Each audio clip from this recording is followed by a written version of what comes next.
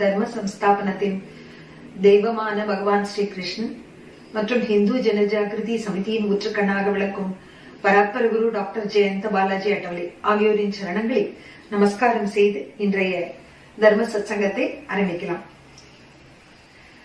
எல்லோருக்கும் வணக்கம். இன்றைக்கு ஒரு புது தொடர் ஆரம்பமாகிறது. ரொம்ப நம்ம மனதுக்கு எல்லோருடைய மனதிற்கும் மிகவும் பிடித்தமான ஒரு விஷயம் என்னன்னா ஸ்ரீமத் பகவத்கீதை. அது பற்றின முதல் பகுதியை இன்றைக்கு நம்ம பார்க்க இருக்கிறோம். இன்றைக்கு நம்ம பார்க்க இருப்பது அதனுடைய அறிமுகம், உற்பத்தி, பிரச்சாரம் மற்றும் அது பற்றி மதிப்பு, அந்த விஷயங்களை பத்தி இன்றைக்கு நம்ம பார்க்க இருக்கிறோம். பகவான் விஷ்ணுவினுடைய எல்லா அவதாரங்களிலும் பகவான் ஸ்ரீ கிருஷ்ணன் பரிபூர்ண அவதாரமாக கருதப்படுகிறார். அவர் சகல கல்யாண குணங்களின் இருப்பிடமாக பரிபூர்ண புருஷோத்தமனாக விளங்குபவர். அதே போல இந்து தர்மத்தில் எவ்வளவோ மகத்துவமான கிரந்தங்கள், தர்ம கிரந்தங்கள் உண்டு. ஆனா எல்லா கிரந்தங்களிலும் அதாவது மணிமகுடமாக சுடர் விட்டு பிரகாசிப்பது எது அப்படின்னா ஸ்ரீமத் பகவத்கீதை. அதனால அது எல்லா விதத்திலும் அது பரிபூர்ணமாக இருப்பதுதான் அதனுடைய காரணம். அதனால ஸ்ரீமத் பகவத்கீதை உலகத்தினுடைய அதி உன்னத தர்ம கிரந்தமாக கருதப்படுகிறது. கீதை இல்லாமல் தார்மீக மற்றும் ஆன்மீக அந்த ஞான கிடங்கு அபூர்ணமானது அப்படின்னு நம்ம சொல்லலாம். கீதையினுடைய ஸ்லோகத்துல அது என்ன ஒரு தனித்துவ தன்மை அப்படின்னு பார்த்தோம்னா ஒவ்வொரு அக்ஷரத்திலும் பெரும் ஆற்றல் நிரம்பியுள்ளது. அது பலரால் அனுபவபூர்வமாக உணர முடிந்துள்ளது. ஸ்ரீமத் பகவத்கீதை என்ற இந்த கிரந்தம் ஹிந்து தர்மத்தில் உள்ளவர்களுக்கு ஆதர்ச வாழ்க்கை வாழ்வது எப்படி என்ற வழிகாட்டுதலை அது வழங்குகிறது. அது மட்டுமல்ல, ஸ்ரீமத் பகவத்கீதை முக்தி அடைய செய்யக்கூடிய ஒரு மூல மந்திரமாக விளங்குகிறது. இத்தகைய ஸ்ரீமத் பகவத்கீதையினுடைய சிறப்புகள், அதனுடைய உற்பத்தி மற்றும் பல மேல்நிலை நாட்டு அறிஞர்கள் அது பற்றின என்ன ஒரு மதிப்பு மரியாதை வைத்திருந்தார்கள், இது போன்ற பல விஷயங்களை நம்ம இன்றைக்கு தெரிந்து கொள்ள இருக்கிறோம். முதலாவது விஷயம் இந்து தர்மத்தினுடைய மகான் கிரந்தமான கீதையை பற்றிய சுருக்கமான அறிமுகத்தை முதலில் பார்ப்போம். ஸ்ரீமத் பகவத்கீதை பாரதிய தத்துவ ஞானத்தின் அதி உன்னத கிரந்தமாக விளங்குகிறது. இது இந்துக்களுடைய இன்றியமையாத ஒரு அங்கமாகவும் உள்ளது. சாக்ஷாத் பகவானுடைய திவ்ய வாக்கிலிருந்து உற்பத்தியான திவ்ய வாணியே ஸ்ரீமத் பகவத்கீதையாகும். அதனால அது ஒரு திவ்ய மந்திரம் அப்படின்னு நம்ம சொல்லலாம். ஹிந்து தர்மத்தில் பல தார்மீக கிரந்தங்கள் உள்ளன. ஆனா அதுல ஒரு சிறப்பு என்னன்னா கர்மயோகம், ஞான யோகம், பக்தி யோகம், இந்த மூன்றினுடைய அழகான சங்கமமாக விளங்கக்கூடிய ஒரே நூல் எது அப்படின்னா அது நம்ம ஸ்ரீமத் பகவத்கீதையை சொல்லலாம். அதோட அதுல மாயை மற்றும் பிரம்மத்தின் இடையே உள்ள அந்த வித்தியாசம், அதோட அதனுடைய பரஸ்பர சம்பந்தம், இவற்றை விளக்கும் நூலாகவும் பகவத்கீதை விளங்குகிறது. பாரதியர்களுடைய வாழ்க்கையில ஸ்ரீமத் பகவத்கீதை ஒரு அத்தியந்த மகத்துவம் நிறைந்த நூலாக விளங்குகிறது. கௌரவர்களுடன் யுத்தம் செய்யும் நோக்கத்தோடு அந்த தேர்தட்டில் அர்ஜுனன் அந்த போர் புரிய ஆரம்பமாகும் சமயத்துல அவன் என்ன பண்றான், ஒரு சஞ்சல மனதுல மிகுந்த கிளேசத்தோட அவன் அந்த தன்னுடைய காண்டீவை வில்லி கீழே போட்டு விட்டு மிகவும் தளர்வாக அந்த யுத்தத்தட்டில் அமர்ந்து விடுகிறான். அப்பொழுது அவனை மறுபடியும் யுத்தம் செய்வதற்கு அவனை விழிப்படை செய்யும் நோக்கத்தோட பகவான் ஸ்ரீ கிருஷ்ணன் அர்ஜுனனுக்கு என்ன உபதேசம் அளித்தாரோ அதுவே நம்ம இன்றைக்கு ஸ்ரீமத் பகவத்கீதையாக நம்ம இன்றைக்கும் நமக்கு படிக்கிறோம். அங்க இது பகவத்கீதை அர்ஜுனன் வெறும்னு ஒரு நிமித்த மாத்திரமே அவனுக்கு மட்டுமாக உபதேசித்த ஒரு உபதேசம் இது கிடையாது. ஏனென்றால் கீதோபதேசம் எல்லா மனித வர்க்கத்திற்கான ஒரு முக்கிய உபதேசம். அதாவது தினசரி வாழ்க்கை வாழும் பொழுது சாதாரண மனித வாழ்வில் ஏற்படும் பல்வேறு தடங்கல்கள் அவை அர்ஜுனனுடைய வாழ்விலும் ஏற்பட்ட தர்ம சங்கடமாக அங்கு வெளிப்படுகிறது. புரிந்து கொள்வதற்கு கடினமான அந்த தர்மத்தை எளிய மொழியில் விரிவான விளக்கத்துடன் கீதை நமக்கு விளக்குகிறது. சாதாரண மனிதனுக்கு ஒவ்வொரு நிகழ்விலும் அவருடைய தகுதி, யோக மார்க்கம் மற்றும் இயல்புக்கு ஏற்றவாறு தர்ம வழியை எவ்வாறு பின்பற்றுவது என்பதான கேள்விகளுக்கான விடைகள், அர்ஜுனன் என்ன கேள்விகள் கேட்டானோ அதற்கு பகவான் ஸ்ரீ கிருஷ்ணனுடைய விடைகள் மூலமாக நமக்கும் அந்த விடை அந்த பதில் நமக்கு கிடைக்கிறது. நமக்கும் பகவான் அதன் மூலமாக தெளிவுபடுத்தி உள்ளார். வாழ்க்கை எவ்வாறு வாழ வேண்டும், எவ்வாறு வாழக்கூடாது என்பது கீதையை பயிலுவதால் நமக்கு தெரிய வருகிறது. ஸ்ரீமத் பகவத்கீதை மனிதனுக்கு சங்கடத்தில் தீரத்தை வழங்குகிறது. அதோட வழி தவறியவர்களுக்கு சரியான பாதையை காட்டுகிறது. அதோகதி அடைந்தவர்களுக்கு ஒரு ஆதாரமாக விளங்கி அவர்களை வாழ்வில் தூக்கி விடுகிறது. அதோட துக்கத்தில் உள்ளவர்களுடைய கண்ணீரையும் துடைக்கிறது. ஸ்ரீமத் பகவத்கீதையினுடைய அதுல பார்த்தோன்னா ஒரு தாயினுடைய வாத்சல்யம் மற்றும் அன்பு நிரம்பி உள்ளது அதுல. அதனாலதான் நல்ல சிந்தனையாளர்கள் கீதையே ஒரு அம்பாளாக உருவகப்படுத்தி கீதா மாதா அப்படின்னு அவர்கள் அழைப்பார்கள். இந்த ஒரு அருமையான இந்த அமுத வசனத்தை கூறியவர் யாருன்னா குருதேவ் டாக்டர் காட்டே சுவாமிஜி. அவருடைய அந்த வாங்மை பத்திரிகையில இது மார்ச் 2005 வருடம் 3 அங்கம் 12 இது வெளியாகி உள்ளது. அடுத்து இன்னொரு கேள்வி, கீதையினுடைய உற்பத்தி மற்றும் அதனுடைய பிரச்சாரம் சம்பந்தமாக நம்ம தெரிந்து கொள்வோம். மகாபாரதத்துல பகவான் ஸ்ரீ கிருஷ்ணன் மற்றும் அர்ஜுனனிடையே என்ன உரையாடல் நடந்ததோ அதுதான் ஸ்ரீமத் பகவத்கீதையாக பதிவு செய்யப்பட்டுள்ளது. அது மொத்தம் பார்த்தோம்னா 700 ஸ்லோகங்கள் கொண்டது. ஆனா அதுல பகவானுடைய வாக்கு, திவ்ய வாக்கு எவ்வளவு அப்படின்னா 574 ஸ்லோகங்கள் பகவான் திருவாயினால வெளிவந்து அந்த ஒரு வார்த்தைகளுக்கு எப்பவுமே ஒரு கட்டுப்பாடு உண்டு. அதாவது அதனால எல்லாவற்றையும் நுணுக்கமான விஷயங்கள், மிகவும் அந்த மாதிரி ஒரு சூக்ஷ்மமான விஷயங்களை வார்த்தைகளால வெளிப்படுத்துவது மிகவும் கடினமான விஷயம். ஆனா அதையும் மீறி குறைவான வார்த்தைகளை, அதாவது ரத்தின சுருக்கமாக அப்படின்னு சொல்றாங்க, அந்த மாதிரி குறைவான வார்த்தைகளை கொண்டு பகவான் ஸ்ரீ கிருஷ்ணன் கீதையில் 4 வேதங்களுடைய சாரத்தை அப்படியே பிழிந்து நமக்கு தந்துகிறார். அந்த கீதையை ஸ்லோகத்திலேயே வரும், கோபாலனாகிய அந்த கிருஷ்ணன் கன்றுக்குட்டியாக அந்த அர்ஜுனனுக்கு அந்த 4 வேதங்களாகிய அந்த பசுவினுடைய பாலை கறந்து அதனுடைய சாரத்தை வழங்குகிறார் அப்படின்னு வெளியே வரும். அந்த தியான ஸ்லோகத்திலேயே அது வரும். அப்படி ஒரு வார்த்தை ஜாஸ்தி கிடையாது, ஒரு வார்த்தை குறைவு கிடையாது. ரத்தின சுருக்கமாக அப்படி அந்த வார்த்தைகளை உபயோகித்து பகவான் அற்புதமாக அந்த உபதேசத்தை அர்ஜுனனின் நிமித்த மாத்திரமாக வைத்துக் கொண்டு உலக மக்கள் அனைவருக்குமே அதை வழங்கியுள்ளார்.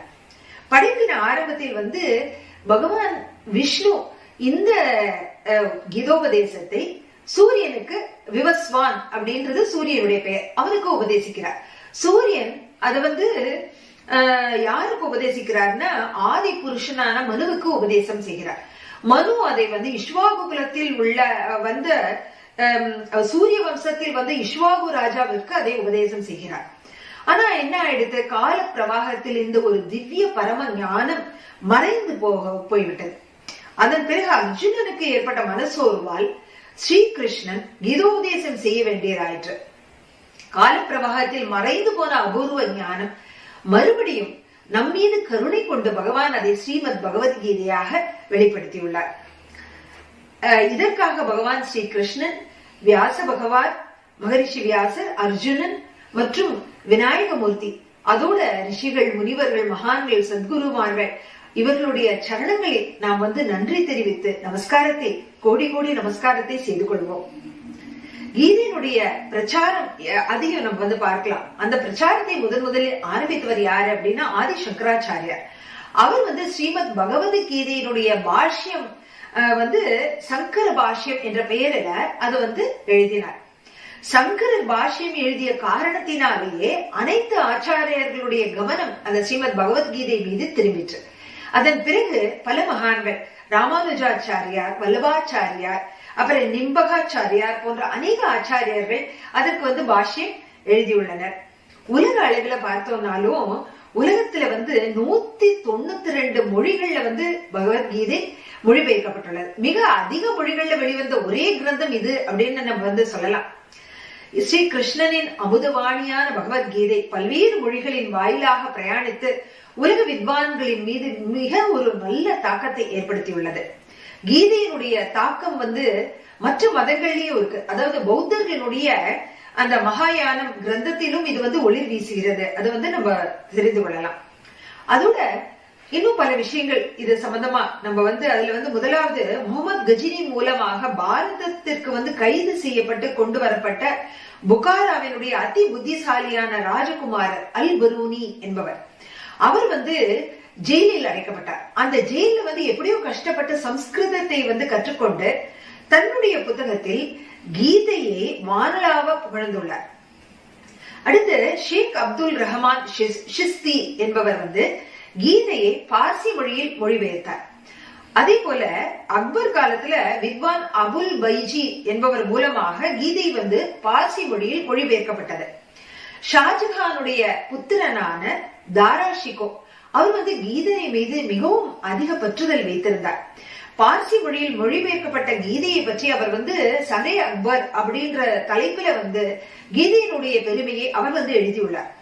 அதுல அவர் வந்து கீதையை வானளாவா புகழ்ந்து பிளாட்டோவின் குருவிடமும் கீதையினுடைய தாக்கம் ஏற்பட்டுள்ளது அப்படின்னு அதுல குறிப்பிடுகிறார்.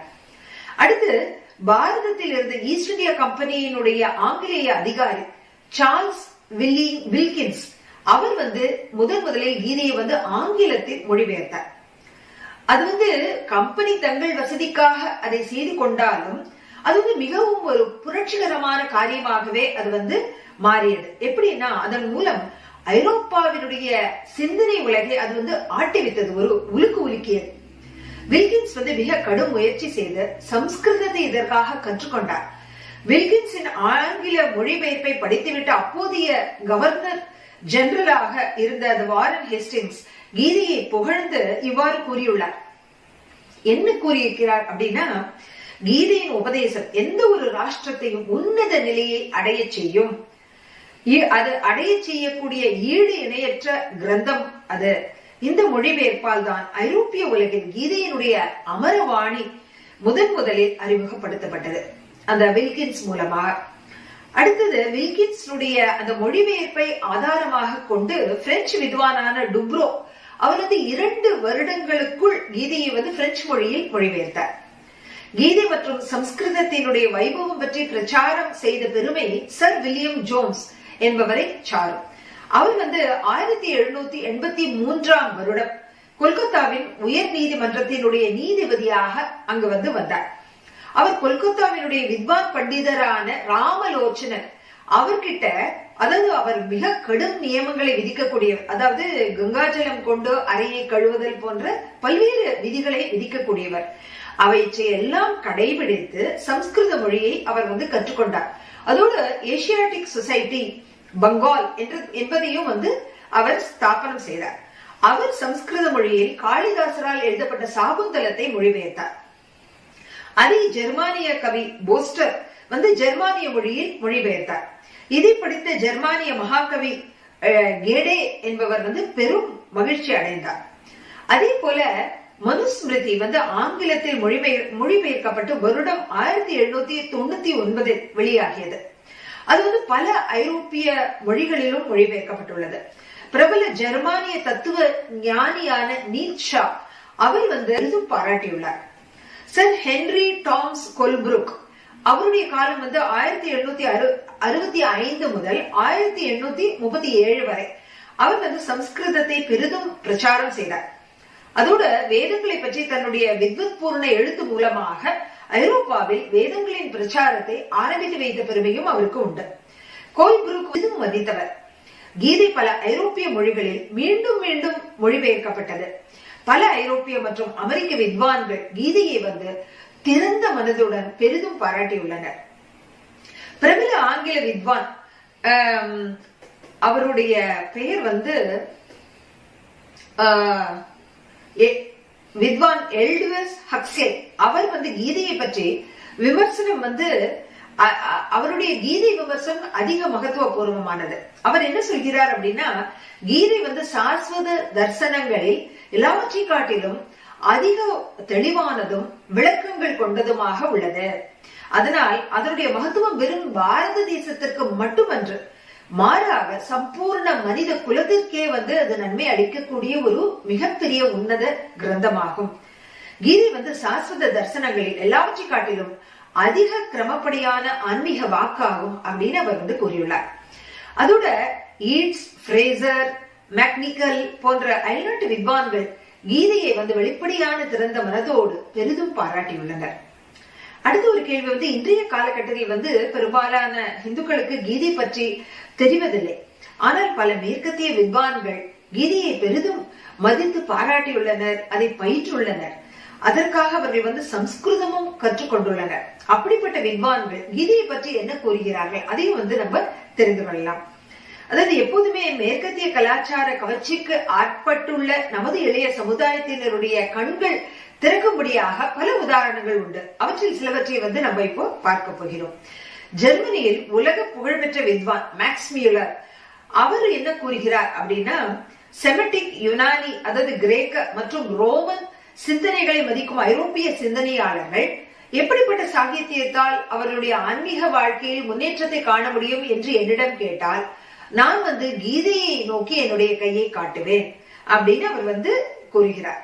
ஜெர்மானிய வித்வான் அதே போல ஹம்போல்ட் என்பவர் கீதையை படித்து என்னுடைய வாழ்க்கை அர்த்தம் உள்ளதாகி உள்ளது மற்றும் இதுவே அதி உன்னத தர்சன காவியம் அப்படின்னு அவர் பாராட்டியுள்ளார். அதே போல சிக்கந்தர் அதாவது அலெக்சாண்டர் அவர் பாரதத்தின் மீது படையெடுக்க வரும்பொழுது தன்னுடைய குருவான அரிஸ்டாட்டில் அவரிடம் உங்களுக்கு பாரதத்திலிருந்து விலை மதிக்க முடியாத என்ன ஒரு பொக்கிஷத்தை நான் கொண்டு வரட்டும் அப்படின்னு கேட்டார். அப்ப அரிஸ்டாட்டில் என்ன சொல்கிறார்னா, எனக்கு வேற ஒண்ணுமே வேண்டாம், எனக்கு ஒரு கீதா பிரதியை மட்டும் எனக்கு கொடுத்தா போறோம் அப்படின்னு அவர் சொல்கிறார். ஐரோப்பிய மற்றும் அமெரிக்க வித்வான்கள் கீதையினுடைய மகத்துவத்தை திறந்த மனதுடன் இது போன்று புகழ்ந்து பாராட்டியுள்ளனர். தோரோ என்ற பெயருடைய மேற்கத்திய தத்துவ நிபுணரிடம் யாரோ ஒருவர் கேட்டார், அதாவது உங்களுடைய நடத்தை மற்றும் சிந்தனை எப்படி இவ்வளவு தெளிவாக மிக உன்னதமாக விளங்குகிறது அப்படின்னு கேட்டபொழுது அவர் அதற்கு என்ன பதில் சொல்கிறார்னா, அதற்கு ஒரே காரணம், நான் தினமும் அதிகாலையில் எழுந்தவுடன் கீதையை பயில்கிறேன், அதன்படி நடந்து கொள்ள முயற்சிக்கிறேன் அப்படின்னு அவர் பதில் கூறுகிறார். மேற்கத்திய வித்வான் இம்சன் இவருடைய தாக்கத்தினால அமெரிக்காவினுடைய பரந்த உன்னத சிந்தனையோட்டம் ஏற்பட்டது அப்படின்னு அமெரிக்கா கூறுகிறது. இம்சன் தன்னுடைய வாழ்வின் 48 வருடங்கள் யுனைடெட் ஸ்டேட்ஸில் பணிபுரிந்துள்ளார். அவர் கீதையை படித்து மிகுந்த உற்சாகத்துடன் கூறியது என்ன அப்படின்னா, Gita means empire of thoughts, அதாவது கீதை என்பது சிந்தனைகளுடைய சாம்ராஜ்யமாக விளங்குகிறது அப்படின்னு அவர் கூறுகிறார். அடுத்து வாரன் ஹேஸ்டிங்ஸ் இவருடைய காலம் 1732 இருந்து 1818 வரை. இவர் கம்பெனி அரசினுடைய முதல் கவர்னர் ஜெனரல் ஆஃப் இந்தியாவாக இருந்தவர். கீதையை படித்த பின் அவர் கூறியது, மேற்கு கிழக்கிற்கு கற்றுத் தருவதற்கு ஏதுமே இல்லை அப்படின்னு அவர் வெளிப்படையாக கூறியுள்ளார். அதே போல வில்லியம் வான் ஜூன் போல்ட் அப்படின்ற ஜெர்மானிய தீர்க்கதரிசி அவருடைய காலம் 1767 முதல் 1835 வரை. அவர் என்ன சொல்கிறார் அப்படின்னா, பகவானுக்கு கோடி கோடி நமஸ்காரங்கள், பகவான் எனக்கு மனித பிறவி தந்ததனால் தான் என்னால் கீதையை படிக்க முடிந்தது அப்படின்னு அவர் கூறுகிறார். அதே போல அமெரிக்காவை சேர்ந்த புரூக்ஸ் அப்படின்ற ஒரு ஞானி அவர் கீதை என்பது உலக தர்மத்திற்காக பாரதம் அளித்துள்ள மிக அருகிய ஒரு பரிசாகும் அப்படின்னு, ஈடு இணையற்ற பரிசு அப்படின்னு அவர் கூறுகிறார். ஆர்னால்ட் டாயன்பி அவர் என்ன கூறுகிறார் அப்படின்னா, நான் என்னுடைய கோட்டின் பாக்கெட்டில் எப்பொழுதுமே கீதையை வைத்திருக்கிறேன், நான் எப்போதும் கீதையுடனேயே வாழ்வேன், கீதையோடையே மடிவேன், அதாவது I will always be with Gita and I shall die with Gita அப்படின்னு அவர் கூறுகிறார். அதே போல தாரா ஷுகோ அதாவது ஷாஜகானுடைய மகன் அவருடைய காலகட்டம் 1615 முதல் 1659 வரை. அவர் பகவத்கீதை என்பது பிரம்ம ஞானத்தின் பொக்கிஷ கிடங்கு அப்படின்னு கூறுகிறார். அதே போல மெஹர்பான் ஷஹரியாஜி இவர் மெஹர் பாபா ஈரானை சேர்ந்தவர் அப்படின்னு கூறுவார்கள். 1894 முதல் 1969 வரை இவருடைய வாழ்வு. கீதை வெறும் இந்துக்களுக்கு மட்டுமல்ல, மாறாக சம்பூர்ண மனித குலத்திற்காக உள்ள நூல். பூமியில் உள்ள ஒவ்வொரு மனிதனும் கீதையை வாழ்க்கையில் கடைபிடிக்க ஆரம்பித்தால் உலகமே அன்பு மயமாகிவிடும், சண்டை சச்சரவு எதுவுமே இருக்காது அப்படின்னு அவர் கூறுகிறார். அடுத்து FH மெலோம், இங்கிலாந்தை சேர்ந்த ஒரு ஞானி. அவர் கீதையின் மகத்துவத்தை என்னவென்று கூறுவது, இதுவே பாரதிய கலாச்சாரத்தினுடைய மேன்மையை எடுத்துக்காட்டும் ஒரு ஒளி விளக்காக விளங்குகிறது. நான் பைபிளை யதார்த்தமாக பயின்றுள்ளேன். அதில் உள்ள உயர்ந்த ஞானம் கீதையை மேற்கோள் காட்டியது போன்று உள்ளது.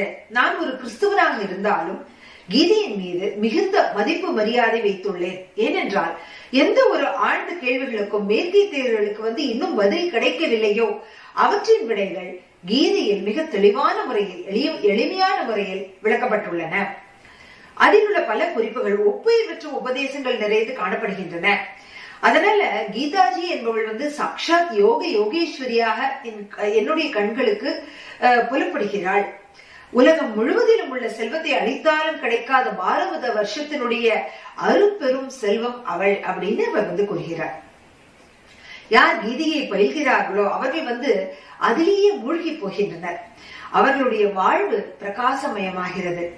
நாம் கூறுவதால் மட்டுமல்ல, மாறாக மேற்கத்திய வித்வான்கள் கீதை சம்பந்தமாக எவ்வளவு ஒரு திறந்த மனதுடன் எவ்வளவு ஒரு உன்னத பாராட்டுதல்களை தெரிவித்துள்ளார்கள். அதை கேட்டு பின்பாவது பாரதியர்கள் இன்று கீதையினுடைய ஞானத்தை வாழ்க்கையில் கடைபிடிப்பதற்கு முயற்சிக்க வேண்டும். இன்று நாம் தர்ம சத்சங்கத்தை கீதையினுடைய ஈடு இணையற்ற தன்மையை பற்றி நாம இன்றைக்கு தெரிந்து கொண்டோம். இந்த பகுதியில இன்று சத்சங்கத்தை நிறைவு செய்வதற்கு முன்பு ஆன்மீக அன்பர்களுக்கு ஒரு வேண்டுகோள். ஜெகத்குரு பகவான் ஸ்ரீ கிருஷ்ணனுடைய அருள்னாலும் ஆன்மீக அன்பர்களான உங்கள் அனைவருடைய ஒத்துழைப்பாலும் இந்த ஆன்லைன் தர்ம சத்சங்கத்தினுடைய 1ஆம் ஆண்டு நிறைவு விழா வரப்போகிறது. இது சந்தர்ப்பமாக நாம் ஏப்ரல் மாதம் இறுதி வாரத்தை நன்றி வாரமாக கொண்டாட இருக்கிறோம். இந்த நிகழ்ச்சி சம்பந்தமாக உங்களுடைய மேலான கருத்துக்களை நாம வரவேற்கிறோம். இந்த தர்ம சத்சங்க நிகழ்ச்சி பற்றி நீங்கள் என்ன நினைக்கிறீர்கள்? இதன் மூலம் உங்களுக்கு ஏதாவது பயன் ஏற்பட்டதா?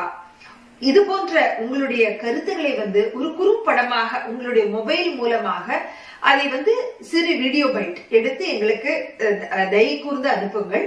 அப்படி எடுக்கும் பொழுது அந்த மொபைலை ஹாரிசான்டலா வைத்து எடுக்கும்படி கேட்டுக்கிறோம். அதாவது வெர்டிகலா வைக்காம ஹாரிசான்டலா. இந்த அவ்வாறு எடுக்கக்கூடிய அந்த வீடியோ பைட்டுகளை நீங்கள் கீழ்கண்ட வாட்ஸ்அப் எண்ணுக்கு அனுப்பலாம். 9841088746. இன்னொரு எண் 9380949626.